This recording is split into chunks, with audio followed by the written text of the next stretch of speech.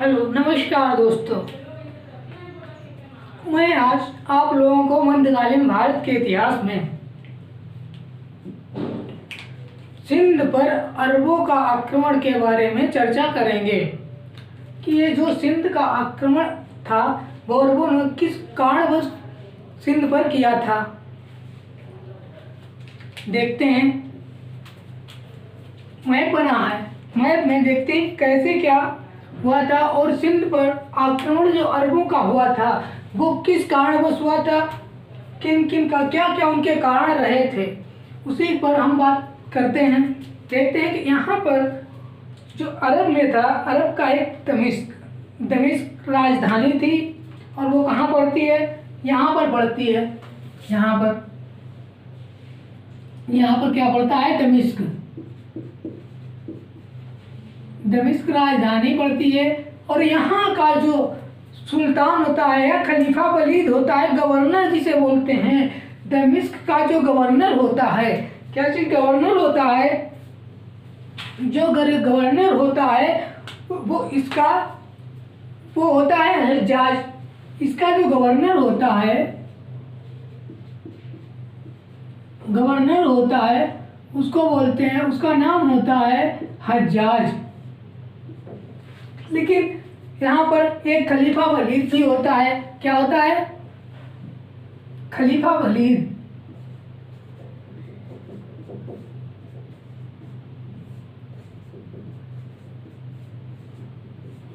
खलीफा वलीद जो होता है, खलीफा क्या होता है, इसके बारे में चर्चा करते हैं। जो खलीफा होता है वो मुस्लिम धर्म के गुरु को मानते हैं। जो या तो ये जो होते हैं खलीफा, ये ईश्वर के प्रतिनिधित्व होते हैं या अल्लाह के प्रतिनिधित्व होते थे।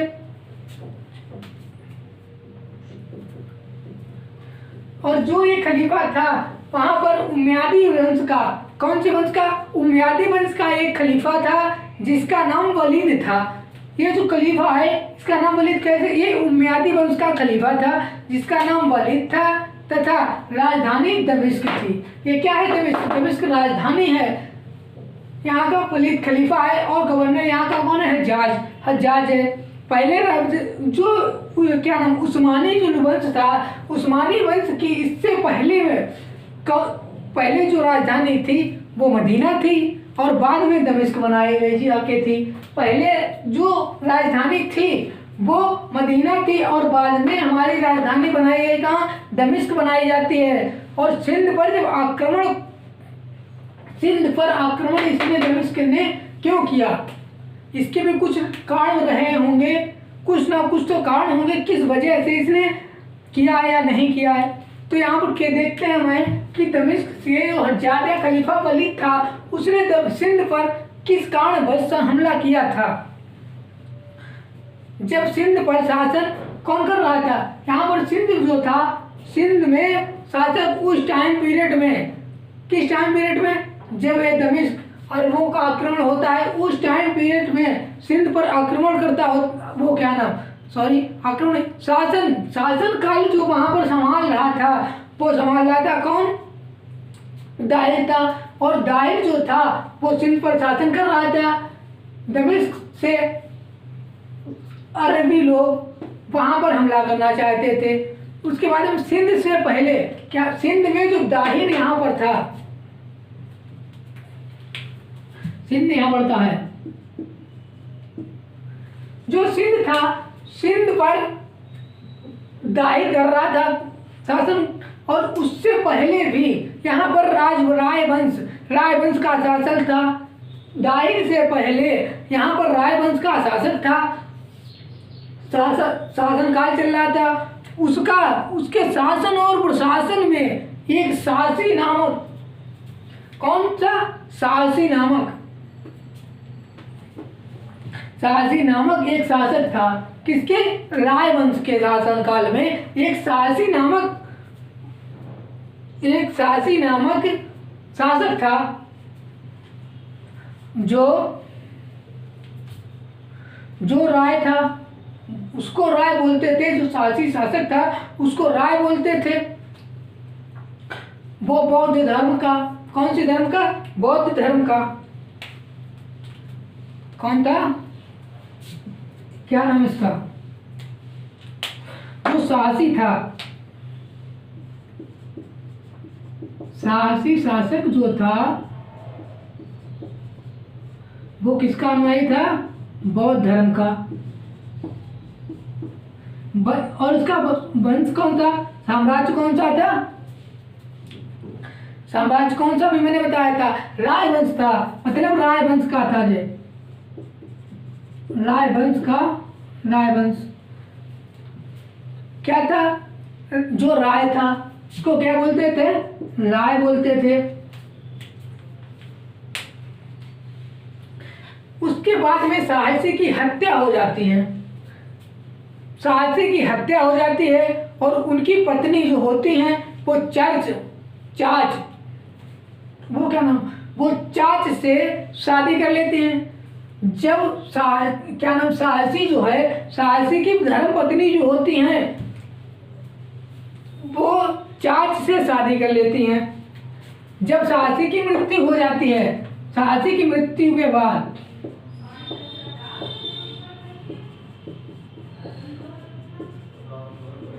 साहसी की मृत्यु के बाद जो उनकी पत्नी थी,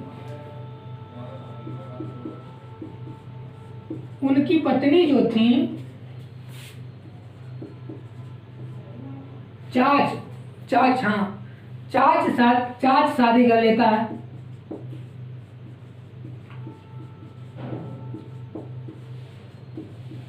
किसके साथ में? चाच, साहसी की पत्नी के साथ में चाच शादी कर लेता है। और जब वह शादी कर लेता है तो चंद्र का पुत्र, जो ये शादी करता है उसका नाम होता है और चाच का भाई होता है, चाच का भाई होता है चंद्र। चाच का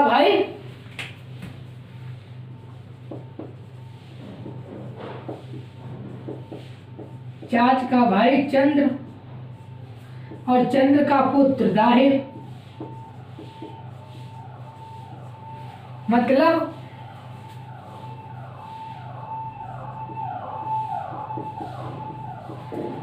कि चाच है और चाच का भाई चंद्र है, चंद्र का पुत्र दाहिर है। तो दाहिर यहां से आया था। यहाँ पर देखो दाहिर आया कहाँ से? साहसी शासक था सिंध का, जो राय वंश का था और उसको राय बोला जाता था। और साहसी की जब मृत्यु हो जाती है तो उसके बाद में जो साहसी की पत्नी होती है, धर्म पत्नी, वो उनके साथ में चाच शादी कर लेता है। और शादी कर लेने के बाद में चाच का भाई जो होता है जब चंद्र का भाई होता है और चंद्र के भाई का पुत्र चाच का भाई चंद्र का पुत्र जो होता है वो होता है दाहिर। और दाहिर कहाँ का शासनकाल संभालता है? सिंध का जब संभालता है उसके बाद में हम इस्लाम धर्म देखते हैं। जो इस्लाम धर्म यहाँ का था वो अपनी चरम सीमा पर था, क्योंकि जो इस्लाम धर्म के लोग थे वो सिंध से टकराने लगे थे। यहाँ ये जो एरियाज था ये इस्लाम धर्म का था। इस्लाम धर्म वालों का जो एरिया था वो सिंध से टकराता था। और क्योंकि जो इस्लाम धर्म था उसके जितने भी एरियाज थे वो अपना फैलाव करता हुआ जा रहा था, चारों तरफ बहुत तेजी से विस्तार कर रहा था। जब विस्तार कर रहा था तो उसका भी उतना ही साम्राज्य बढ़ेगा। और जब साम्राज्य बढ़ेगा तो इसकी जो सीमाएं थी वो ये सीमाएं लगी थी, सिंध की सीमाएं उससे टकराने लगी थी। और जब इस्लाम धर्म की सीमाएं टकराने लगती हैं तो फिर वो प्लान बनाते हैं कि सिंध पर किस वजह से आक्रमण किया जाए। ऐसा कोई रीजन तो मिले जो कि हम वहाँ पर आक्रमण कर सकें, सिंध पर आक्रमण कर सकें। ये अरब के व्यापारी थे या इस्लाम धर्म के लोग थे, वो सोच रहे थे, उनकी एक रणनीति थी कि वो किस वजह से ऐसा कोई कारण मिले इस्लाम धर्म की इस एरिए और वो सिंध पर आक्रमण करें और सिंध को अपने कब्जे में कर लें। तो कार्ड यहाँ पर बनता है जाके। और इसी टाइम पीरियड में होता है ये जो सिंगल द्वीप इसे बोलते हैं। इसे क्या बोलते हैं? सिंगल द्वीप। क्या बोलते हैं जी? सिंगल द्वीप। इसको हम क्या बोलते हैं?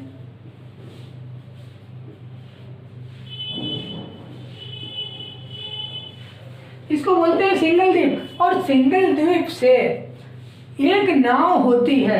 क्या चीज? एक नाव होती है। और नाव यहाँ सिंगल द्वीप से दमिश्क के लिए, कहाँ के लिए?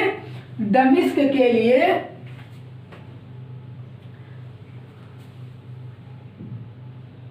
दमिश्क खलीफा वलीद के पास यहाँ से दासों को भेजा जा रहा था। यहाँ से नाव चलती है, देखो कैसे चलती है, चला रहे हैं।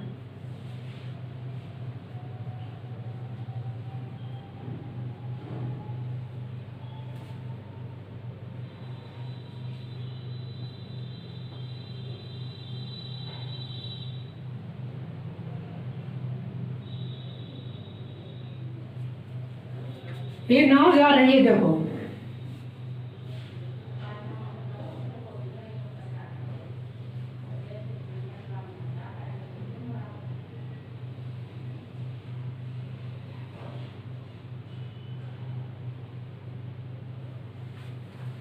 इस तरीके से नाव जाती है।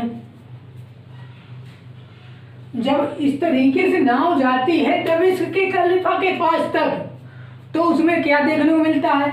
यहाँ से जब ये नाव निकलती है, जब नाव जाती है, उसके बाद में ये जो जाती है यहाँ से नाव सिंगल द्वीप से दासों को लेकर जा रही होती है, तो हम क्या देखते हैं? जिसमें दास हैं दमिश्क से के खलीफा को भेजे जा रहे थे।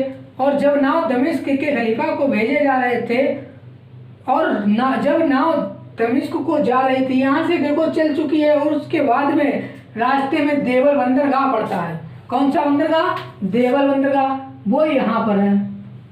यहाँ पर क्या है? देवल बंदरगाह। यहाँ पर पड़ता है देवल बंदरगाह।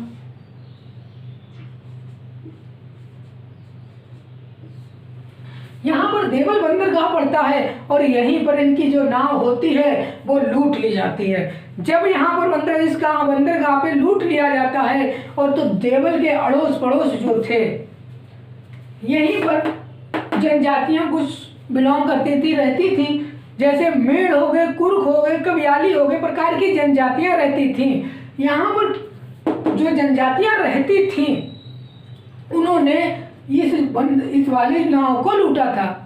और जब उसको लूट लिया था, और जो यहाँ के तुर्क, क्या नाम उसका, मेड़ थे, कुर्क थे और कबीलियाती लोग थे, जो वो लूट उनका मेन मोटिव यही था, मेन मकसद यही था कि जो अगर कोई नाव निकलती है तो उसका लूटना, लूट पाट करना उनका धंधा था, जिससे वो दिनचर्या अपनी चलाते थे, उसी से अपनी रोजी रोटी चलाते थे। कहने का मतलब यह है, उसके बाद में लूटना उनका धंधा हुआ करता था। लेकिन जब ये नाव यहाँ पर लूट जाती है, ये बात खलीफा वलीद को पता चलती है। किसको?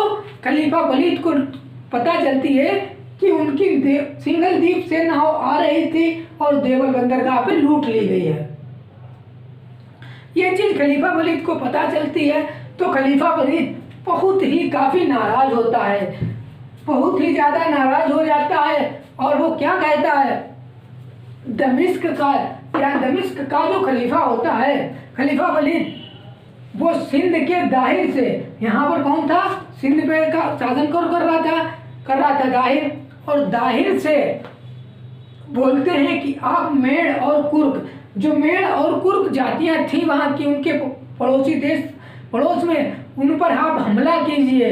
लेकिन दाहिर जो था, दाहिर ने साफ मना कर दिया कि ये हमारे प्रतिनिधित्व में नहीं आते हैं, इन पर मेरा कोई अधिकार नहीं है, तो इन पर कोई कुछ बात नहीं कर सकते हैं। ये जिससे खलीफा दाहिर पर भी नाराज हो गया। जब दाहिर ने सब मना कर दिया कि हम उन लोगों पर हमला नहीं कर सकते हैं, वो हमारे अधीन नहीं है। इसी बात पे जब उससे दाहिर ने बोल दी है तो उसी टाइम पीरियड में यहाँ का जो खलीफा वलीद था दमिश्क का, ये दाहिर पर भी नाराज हो जाता है। और जब नाराज हो जाता है तो हम क्या करते हैं, उसके जब नाराज हो जाता है खलीफा वलीद फिर एक योजना बनाता है कि अब दाहिर पर हमला किस कारणवश किया जाए, कि कैसे किया जाए और कब किया जाए। फिर दाहिर पर आक्रमण करना चाहिए। इस बार गवर्नर हज्जाज जो होता है, यहाँ का गवर्नर हज्जाज होता है। कौन? हज्जाज।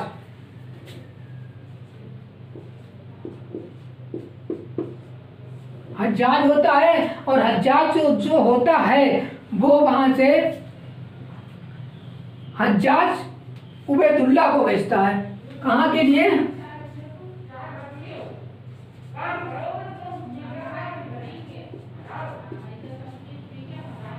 उबैदुल्ला जो है उबैदुल्ला को भेजता है कि आप जाइए और सिंध पर आक्रमण कीजिए, दाहिर पे आक्रमण कीजिएगा। और यहाँ से हज्जाज चलता है और उबैदुल्ला जिनका नाम है हज्जाज भेजता है उबैदुल्ला को, और उबैदुल्ला जाते हैं और दाहिर पे आक्रमण करते हैं। दाहिर पर आक्रमण करते तो हैं लेकिन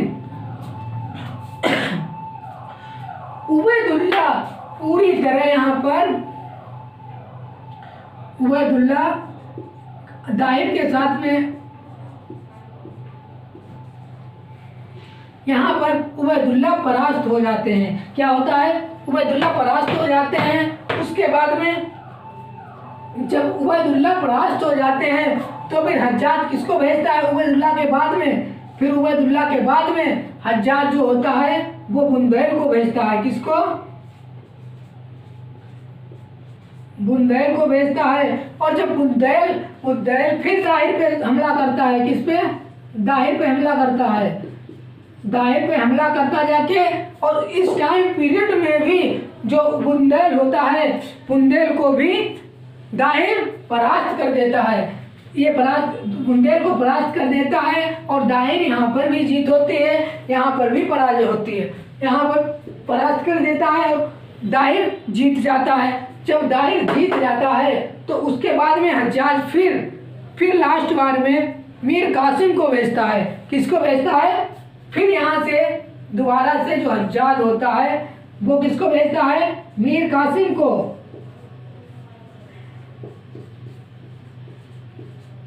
मीर कासिम को सन 712 ईस्वी में भेजता है। सन 712 ईस्वी में जब मीर कासिम को सिंध पर दाहिर से आक्रमण करने के लिए भेजा था तो मीर कासिम की जो एज थी वो, इनकी एज कितनी थी? केवल 17 वर्ष। एज कितनी थी मीर कासिम की? 17 वर्ष केवल एज थी। और उसके बाद में इनको देवल पर, क्या नाम था? देवल, सॉरी, दाहिर पर हमला करने के लिए हज्जाज ने भेज दिया था सिंध। और उसके बाद में भारत में घुसने के रास्ते जैसे कौन कौन थे? एक तो अरब सागर होकर आप भारत जा सकते थे, अरब सागर की खाड़ी होते हुए घुस सकते थे। दूसरा रास्ता था कौन सा? मरकान था और खैबर बोलान था। मतलब 3-4 रास्ते थे। ऊपर यहाँ से आप निकल सकते हैं, मरकान हो गया, खादर हो गया, मकान हो गया, इस तरीके से उस रास्ते से जा सकते थे। लेकिन उसके बाद में मीर कासिम ने जो पहला आक्रमण किया था, मीर कासिम ने पहला आक्रमण जो किया है वो कहाँ पर किया है? देवल पर करता है। पहला आक्रमण देवल पे करता है।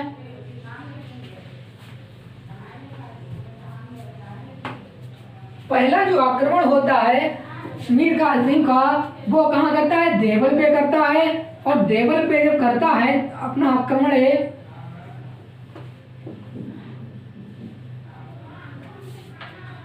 मीर कासिम का जो पहला आक्रमण था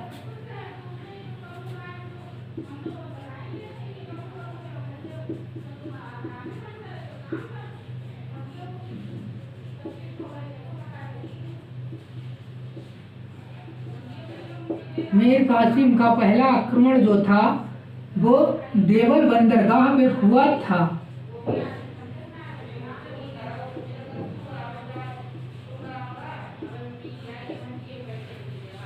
मीर कासिम का जो पहला आक्रमण था वो देवल पर करता है 17 वर्ष का। इसका जो था एज वो 17 वर्ष थी और उस टाइम पीरियड में देवल के आसपास के जो ये देवल था इसके आसपास के जितने भी क्षेत्र था वहां पर इसने 17 वर्ष के ऊपर वाले जितने भी लोग थे सबको मरवा दिया था। जितने भी व्यक्ति थे सबको इसने मरवा दिया था। जो 17 साल से नीचे थे उनको छुड़वा दिया। फिर मीर कासिम जो था कहाँ पहले पहुंचता है, देखिए देखिए यहाँ पे सबसे पहले कहाँ पर, देवल बंदरगाह पे। ये देवल पर किया है।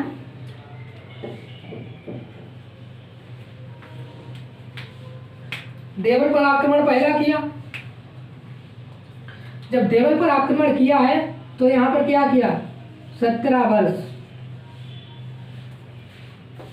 क्या रखा, 17 वर्ष से अधिक।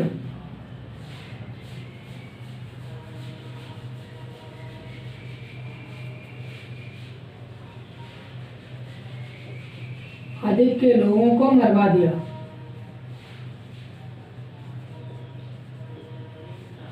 17 वर्ष से अधिक लोग के लोगों को मरवा दिया इसने।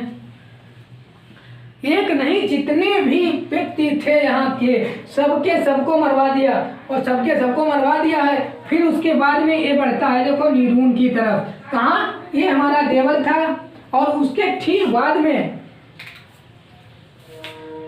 इसके ठीक बाद में क्या पड़ता है, यहाँ पर जो पड़ता है वो पड़ता है नीरून। यहाँ पर पड़ा हमारा नीरून और नीरून के बाद थोड़ा और ऊपर बढ़ेंगे यहाँ पर तो यहाँ पर पड़ेगा सहवान। ये सहवान है। उसके बाद में यहाँ पर जो पड़ता है, यहाँ पर पड़ता है ईरान पड़ जाएगा। और उसके बाद में और जो ऊपर बढ़ोगे यहाँ इस तरह तो यहाँ पर पड़ेगा सीरिया। यहाँ पर सीरिया पड़ेगा और फिर यहाँ पर पड़ जाएगा आपका दमिश्क। इस तरीके से उसके बाद में देवल जो था, देवल के बाद में जो ये था मीर कासिम, वो दाहिर, क्या नाम उसका, नीरून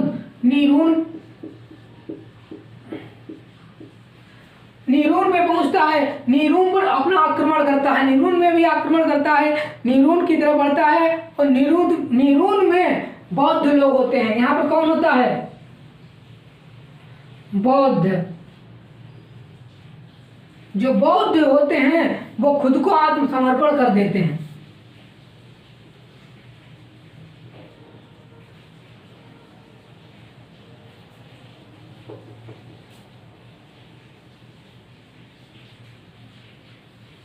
वो खुद का आत्मसमर्पण कर देते हैं। जब आत्मसमर्पण कर देते हैं फिर उसके बाद में हम देखते हैं क्या होता है। नीरून पर भी इसने कब्जा जमा लिया है और नीरून के बाद में ये सहवान तक की तरफ बढ़ता है। कहाँ के लिए, सहवान। जो बाद में बढ़े, पहले बौद्ध धर्म आत्मसमर्पण कर दिया, उसके बाद में बढ़े यहाँ सहवान की तरफ। अब कहाँ बढ़ेंगे, सहवान की तरफ। जब सहवान की तरफ बढ़ेंगे तो यहाँ पर क्या देखेंगे, सहवान जो था यहाँ पर सहवान में उस टाइम पीरियड में शासन काल में वहां पर बजहरा शासन कर रहा होता है। यहाँ पर कौन होता है, बजहरा। कौन, बजहरा जो होता है भाई किसका होता है, दाहिर का भाई होता है। बजहरा जो होता है वो दाहिर का भाई होता है। बजहरा नीरून से भागकर, अब यहाँ जब बजहरा था, बजहरा दाहिर का भाई था और दाहिर का भाई था। लेकिन उसके बाद में इसका भाई तो था। जब यहाँ पर मीर कासिम ने शहबान पे हमला किया है तो यहाँ बजहरा जो था, बजहरा यहाँ से भाग जाता है और बजहरा शासन, हाँ, नीरून पर बजहरा शासन कर रहा होता है। नीरून से जब नीरून पर आत्मा आता है तो ये शहबान चला जाता है। शहबान में जाकर के शरण ले लेता है। बजहरा कहाँ शहबान में शरण लेता,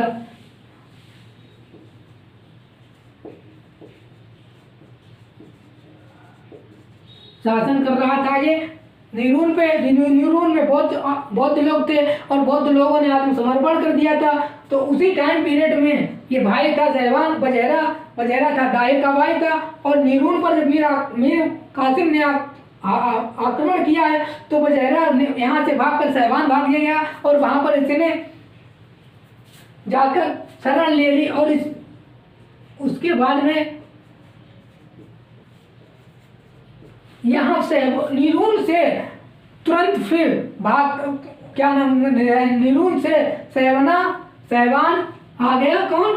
मीर कासिम भी आ जाता है तुरंत बाद में। और उसके बाद में यहाँ पर जब आ जाता है तो यहाँ पर जो होता है बजहरा की मृत्यु कर देता है। क्या कर देता है? बजहरा की मृत्यु कर देता है और जजिया कर लगा देता है, जाटों पर आक्रमण करता है। किस पर? जाटों पर भी आक्रमण कर देता है। कौन? मीर कासिम जब जाटों पर आक्रमण कर देता है। अब देखिएगा शहबान है, शहबान के आगे यहां पे लिख रहे हैं जो शहबान था, जो यहां पर शहबान है, शहबान के बाद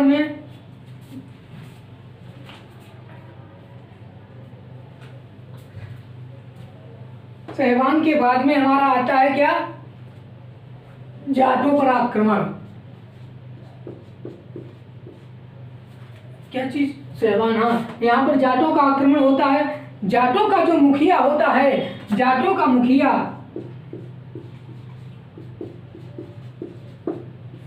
मुखिया था, उसको बोलते थे काक। जो काक था इसने क्या किया?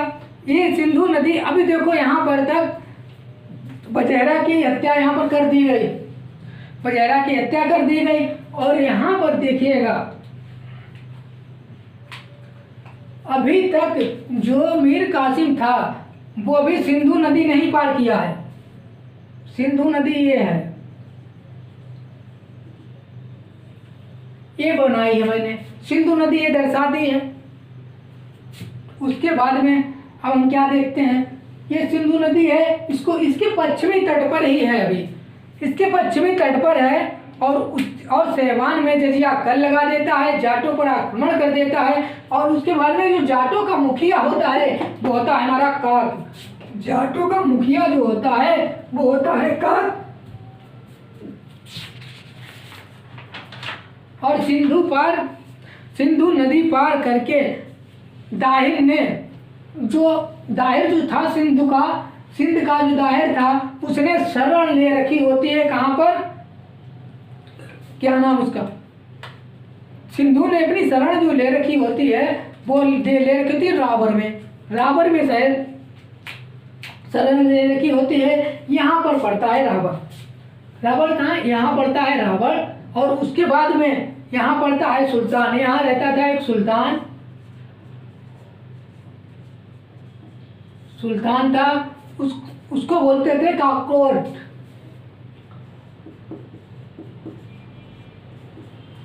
और उसके बाद में एक यहाँ पर था, यहाँ पर ब्राह्मणाबाद था। क्या था? ब्राह्मणाबाद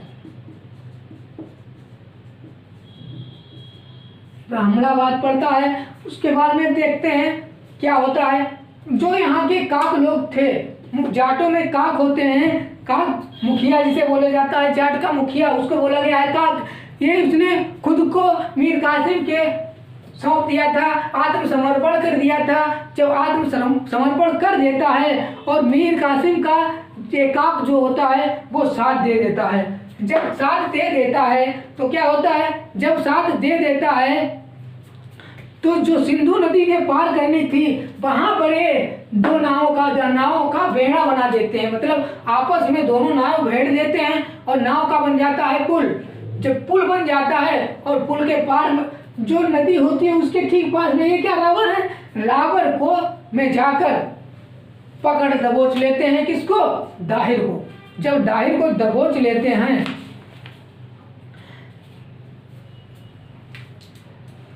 और क्योंकि रावण ने दाहिर में शरण ले रखी होती है और दाहिर ने जब ये बात जानी कि मीर कासिम रावण में आ गया है तो जो दाहिर था बहुत ही भयभीत हो गया, बहुत ही ज्यादा भयभीत हो गया कि ये यहाँ पर कैसे आ गया। उसके बाद में वहां पर मीर कासिम ने दाहिर को मार दिया, दाहिर को मार दिया। देखो है दाहिर की मृत्यु हो जाती है। यहाँ पर क्या हुआ, सिंधु नदी को पार किया। किसको पार किया? सिंधु नदी को।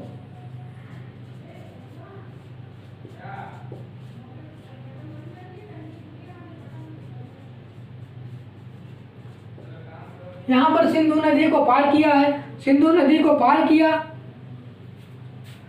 और यहाँ पर किसने? दाहिर ने शरण ले रखी थी।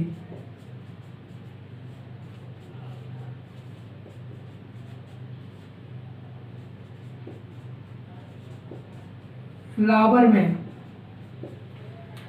ने शरण ले रखी थी और उसके बाद में यहाँ पर कौन किसकी मृत्यु हो जाती है? फिर मृत्यु हो जाती है दाहिर की। मीर कासिम जो होता है वो मार देता है। किसको? मीर कासिम जो होता है वो मार देता है दाहिर को। उसके बाद में जो दाहिर था, दाहिर की 3 रानियां थी। कौन कौन थी? एक थी मीर रानी बाई थी और रानी बाई, उसके बाद में रानी लाड़ी और सूरदेवी। कौन सी? रानी बाई, सूरदेवी और लाड़ी देवी। लाड़ी नहीं, रानी देवी, सूरदेवी और परिमल देवी। रानी लाड़ी,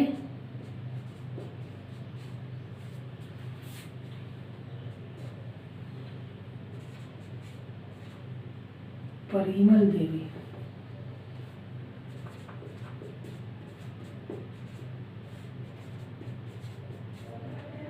परिमल देवी ये थी। रानी बाई थी जो इन्होंने जौहर कर लिया। इसके बाद में बची 3 रानियां। जो 3 रानियां बचती हैं, जो रानी बाई रावण की दुर को बचाने के कारण, किसके? जो दुर होता है बचाने के कारण सफल नहीं हो पाती हैं और फिर वो जौहर बना लेती हैं। ये मतलब जो रानी बाई होती हैं वो अपना एक जौहर बना लेती हैं। जब जौहर बना लेती हैं तो उसके बाद में मीर कासिम जो होता है ब्राह्मणाबाद में, कहाँ पर ये पड़ता है? ब्राह्मणाबाद यहाँ पर होता है। यहाँ पर इन तीनों रानियों को, रानी बाई, सूरदेवी और परिमल देवी को बंदी बना लेता है। जब इनको तीनों को आपस में बंदी बना लिया और बनाने के बाद में सन 713 ईस्वी में, क्या सन 713 ईस्वी में इसने क्या किया है? सन 713 ईस्वी में सिंध पर आक्रमण किया।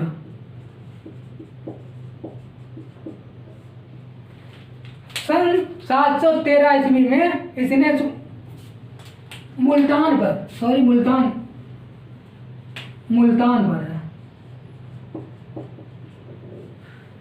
पर इसने आक्रमण कर दिया। कहाँ पर? मुल्तान पर। यहीं पर पड़ता है मुल्तान पर जब आक्रमण करता है तो उसके बाद में हमें क्या देखने को मिलता है? जब मुल्तान पर इसने आक्रमण कर दिया है और अपने क्षेत्र में मिला लिया और सिंध जो था उसको अपने क्षेत्र में मिला लिया। मतलब कि अपने क्षेत्र में इसने मिला लिया है और मिलाने के बाद में जो ये मीर कासिम था ये अपनी लास्ट चरम सीमा पर पहुंच चुका था और मीर कासिम ने अपना धार्मिक जामा जो था, कहने मतलब जो अपना करना चाहता था वो कर नहीं पाया, लेकिन अपना जामा जनता को नहीं पहना पाता था, पहना पाया था। और उसके बाद में अपने प्रतिनिधि तौर पर बौद्ध लोगों को और ब्राह्मण लोगों को सौंप देता है, नियुक्त कर देता है कि आप ही शासन को संभालिएगा, आप ही इस शासन को राजगद्दी पर बैठिएगा। और इतना कहता है, जनता और शासक जो वहाँ के थे, इसके बाद में कंडीशन सिचुएशन ऐसी आ जाती है, जनता और शासकों के बीच में समन्वय स्थापित हो जाता है। कुछ ऐसी बातें स्थापित हो जाती हैं जिससे कि वहाँ का जो शासन काल होता है पूरी तरह से स्थायी सत्ता समन्वय स्थापित हो जाता है, जिससे कि पूरी तरह जो अरब लोग थे उन्होंने पूरे सिंध पर कब्जा करने के बाद भी शासन नहीं कर पाते हैं और उनका यहीं से भारत में पतन हो जाता है। कहाँ से? सिंध के आक्रमण जो हुआ था वहाँ से अरब उनका आक्रमण यहाँ से पतन हो जाता है। और भैया पूरी जो कहानी है वो चचनामा में दी गई है। उसमें क्या बताया गया है कि मीर कासिम की जो तीनों रानियाँ थीं, रानी बाई, परिमल देवी और सूर्य देवी, तीनों को बंदी बनाकर खलीफा वलीद को मीर कासिम ने दे देता है दमिश्क के। और लेकिन उस टाइम पीरियड में इतने दिन हो गया था कि वहाँ के खलीफा मीर कासिम कोई भी नहीं बताता कि वहाँ कौन है कौन नहीं है। उसके बावजूद खलीफा जो था, वहाँ का खलीफा चेंज हो गया था, बदल गया था। और वहाँ पर उनका भाई, खलीफा वलीद का भाई होता है सुलेमान आ जाता है। कौन आता है? सुलेमान। यहाँ पर कौन आ जाता है? ये जो था, ये वाला जो हमारा है, ये वाला अरब है। कौन सा है? ये जो एरिया है ये अरब का है। और यहाँ पर जो दूसरा है वो हमारा क्या आ जाता है? ये जो है दमिश्क का क्या। उसके बाद में यहाँ दमिश्क का दूसरा शासक आ जाता है, उसका नाम होता है सुलेमान। उनका भाई जो हज्जाज होता था, यहाँ पर हज्जाज गवर्नर है, उसका है दुश्मन। और जब दुश्मन होता है तो हज्जाज का दमान था मीर कासिम, और मीर कासिम का भी सुलेमान से बिल्कुल बनती नहीं होगी, ये 1% भी नहीं बनती होगी। तो फिर उसके बाद में क्या होता है, जो यहाँ का सुलेमान होता है, मतलब सुलेमान जो होता है वो क्या करता है, जो सुलेमान होता है, सुलेमान की बेटियाँ होती हैं, जो बेटियाँ होती हैं वो जो मीर कासिम होता है, मीर कासिम पर एक आरोप मढ़ देती हैं कि इन्होंने मेरा अपार भंग किया है। तो इस तरीके से बहुत गलत से इल्जाम लगा देती हैं, जिससे कि जो सुलेमान होता है, यहाँ का दमिश्क का जो सुलेमान होता है, वो मीर कासिम को एक दीवार में जिंदा चुनवा देता है। इतना मीर कासिम से वो सुलेमान गुस्सा हो जाता है कि उसको जिंदा दीवार में चुनवा देता है। और जब चुनवा देता है उसके बाद में कुछ दिनों के बाद में पता चलता है कि मीर कासिम नहीं गलत था, बल्कि उनकी लड़कियां ही गलत थीं।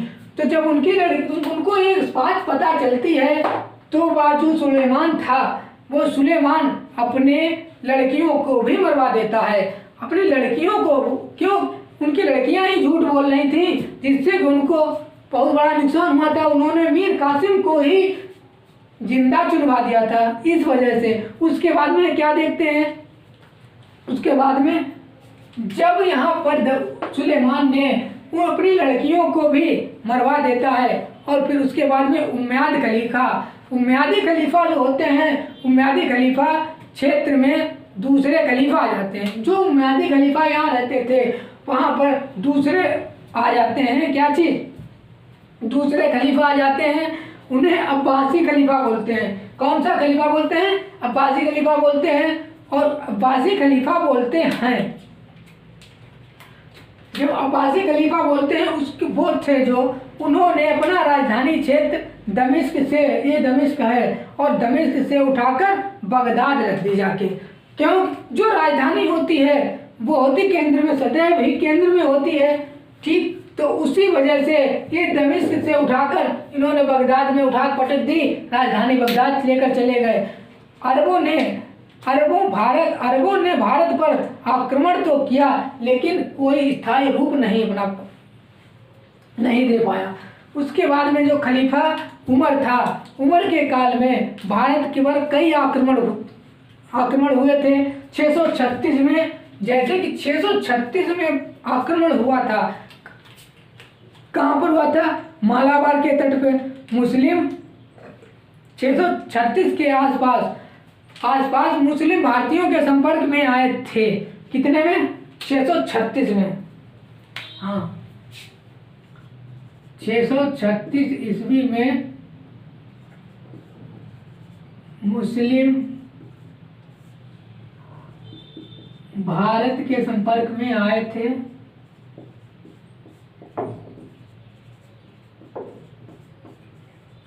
मालाबार तट पे।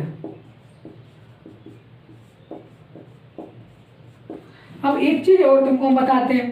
क्या चीज? यहाँ पर देखिएगा, ये जो दो कैंटेन, ये जो दो एरिया हैं,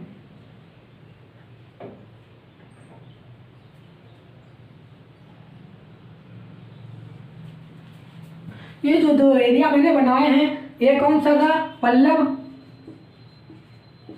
और ये वाला था चालुक्य थे। और यहाँ पर शासन कौन कर रहा था? विजयादित्य।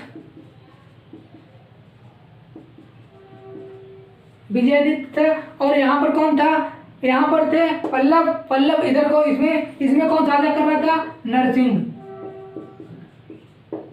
नरसिंह वर्मन। ये चीज भी बता दी है यहाँ पर। और उसके बाद में क्या होता है? भारतीय संपर्क में आए थे, और कहाँ आए थे? मालाबार के तट पर आए थे। 636 में इससे पहले आ चुके थे। उसके बाद में देखते हैं कि जो इनके प्रभाव थे, क्या थे प्रभाव, कि इन अरबों के प्रभाव इन्होंने क्या डाले थे, इन पर एक चर्चा करते हैं कि इनके प्रभाव क्या थे।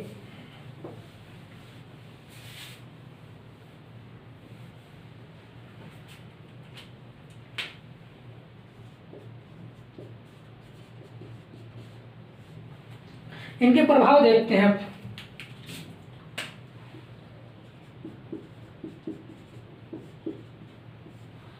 इनके जो प्रभाव थे, पहला प्रभाव क्या था हमारा? ऊंट पालन। जब ये आए थे भारत, तो अपने साथ में ऊंट भी लाए थे। और उसके बाद में दूसरा प्रभाव क्या था? इन्होंने जजिया कर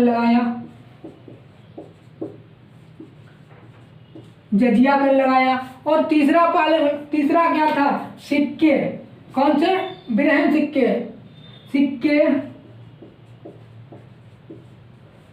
सिक्के का प्रचलन किया। कौन सा? बिरहन का प्रचलन किया।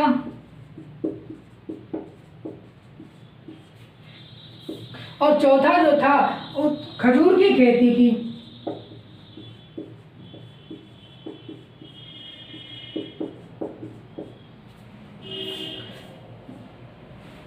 एक पहला ऊंट पालन, दूसरा जजिया कर, तीसरा सिक्के विरहन का प्रचलन किया और खजूर की खेती की। उसके बाद में एक और ब्रह्म सिद्धांत एक पुस्तक थी। कौन सी? ब्रह्म सिद्धांत एक पुस्तक थी, वो लिखी गई थी ब्रह्मगुप्त के।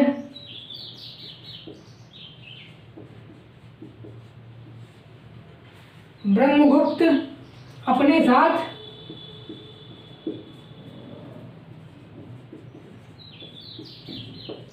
जब भारत से अरबी गए थे, तो ब्रह्म सिद्धांत जो था गुप्त मौर्य के द्वारा लिखा गया था, वो अपने साथ में लेकर चले गए थे। जब ये लेकर चले गए थे, उसके बाद में क्या हुआ? यहाँ से ब्रह्म सिद्धांत भी चला गया अपना। और एक चीज देखिएगा, जो यहाँ पर दमिश्क है, दमिश्क की राजधानी पर सीरिया की राजधानी है। वर्तमान में सीरिया की राजधानी दमिश्क है। वर्तमान में लिख लीजिएगा,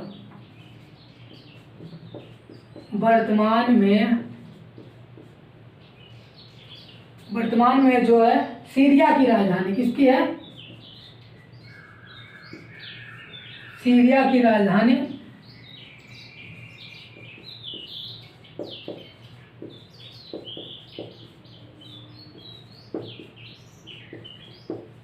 क्या है? दमिश्क है।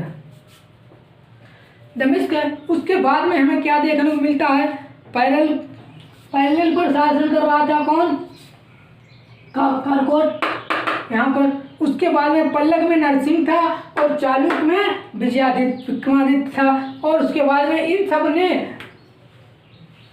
बहुत घमासान, बहुत ही ज़्यादा विरोध किया। उसके बाद में अब अगले चैप्टर में हम इसके बाद में कल अगले वीडियोज में बात करते हैं। आज तक यहीं तक रखते हैं। शायद आप लोगों को मेरा वीडियो पसंद आया होगा। उसके बाद में मेरे चैनल को सब्सक्राइब करें, शेयर करें और जितना से जितना हो सके उतना अपने फ्रेंडों को शेयर करें। नमस्कार दोस्तों।